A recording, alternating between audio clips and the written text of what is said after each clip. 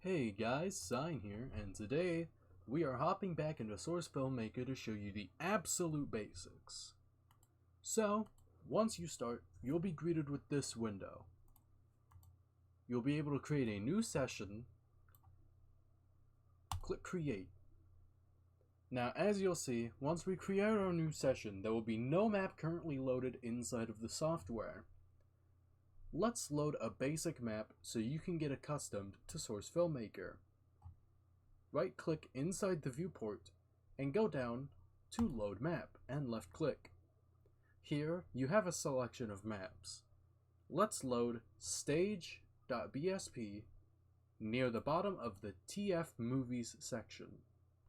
Click Open and wait for the map to load. As you see, we have loaded in. But we're stuck inside the ground, and we're staring at a wall. In order to navigate your new white box, left-click inside the viewport, and use standard first-person shooter controls in order to navigate. If you feel like your camera's field of view is currently too small or too large, while you're left-clicking to navigate, you can use the scroll wheel to adjust it. Let's create a model and put them right there. So, right-click and then create animation set for new model. Let's go to TF Movies. This will be where you will find the highest polygon Team Fortress 2 models usable inside of Source Filmmaker. Let's load the soldier.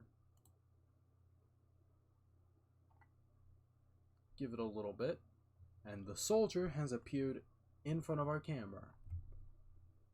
Now, let's get him down onto the ground. Left click on the soldier, and then click down to screen movement. Let's zoom our work camera out a bit. Click this yellow box that has appeared, and while you're clicking it, hold the left shift button. Now, the soldier will be dragged along to the ground. Let's get him onto the orange circle. There he is. He has been moved onto the orange circle. Now you may be wondering, what is this white box that has appeared in front of our work camera? Well, the short answer is, that is our main scene camera, and that's where the render is going to be coming from. In order to adjust this instead of the work camera, we go down to the bottom right corner of our viewport. We click here, and we go to change scene camera. We are currently working with camera 1, so let's switch to that. Now, we will be adjusting camera 1, which will be our render view camera. Adjust it to an angle and pose that you like.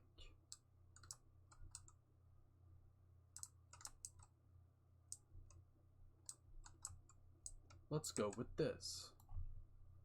Now, let's get cosmetics applied to the soldier. But first, let's get his helmet out of the way so we can put hats on him. Right-click on the soldier model. Then,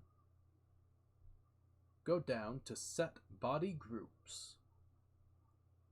Then go over to Helmet, and then click None. This will remove the soldier's helmet. Now, right-click the soldier again, and click Add Team Fortress Item. This will pull up a list of Team Fortress 2 cosmetics that were in the game during the time of Source Filmmaker's last update. We can scroll through and we can find any hat that we want.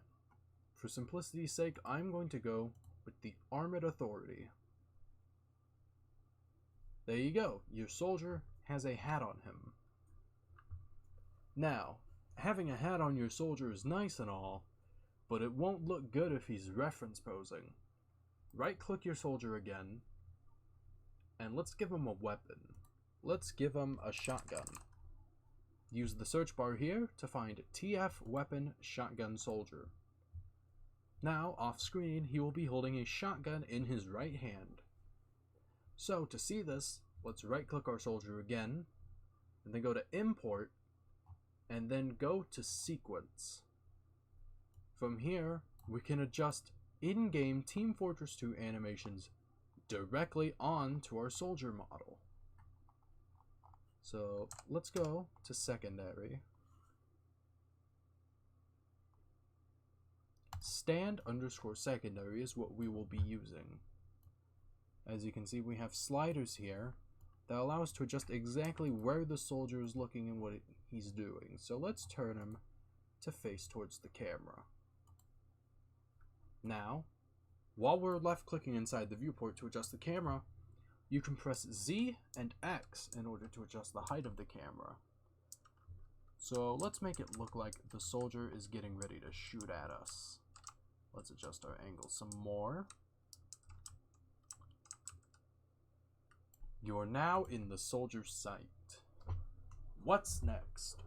Well, what's next is that we can use what we learned from my last guide to apply some basic lights to the soldier. So let's do that very quickly. I'm going to show you the quickest method of applying lights to a model, 3-point lighting.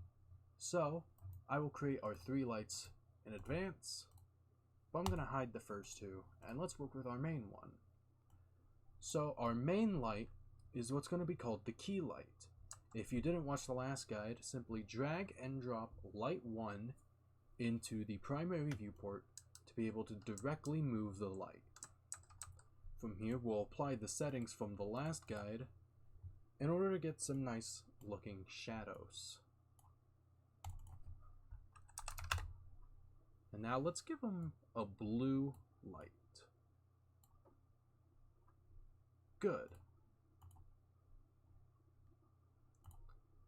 Now our next step is to add the second light, known as, of course, the fill light. So, with your secondary light selected, right-click it, and then go down to Disable Shadows. Now drag and drop light 2 in.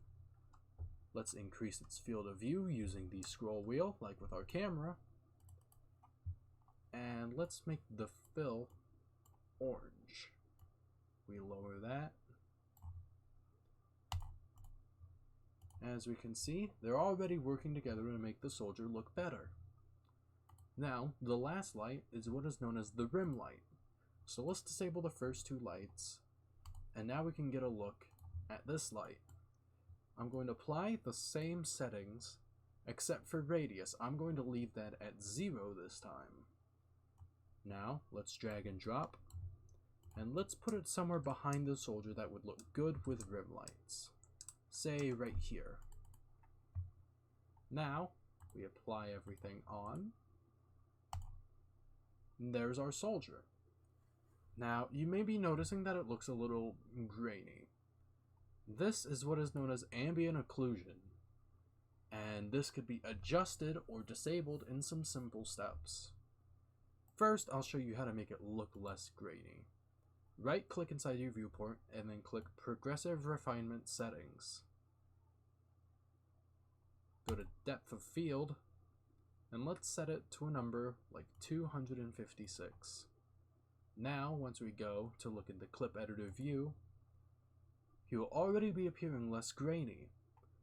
But for cartoony models like TF2, the best advice I can give you is to straight up disable ambient occlusion, which can be done by going to Render Settings, and then unchecking the ambient occlusion box. Now, our soldier's already looking much more TF2 styled. But as you can see, he's looking a little bright, so let's adjust our lights accordingly now that our settings are different.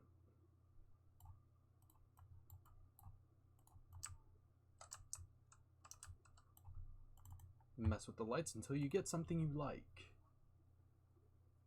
And there you go. You have created your first SFM poster.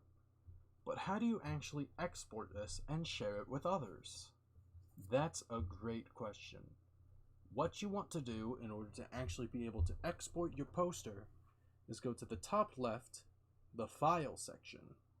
Click here, Then go to Export and click Poster. Click to save your changes.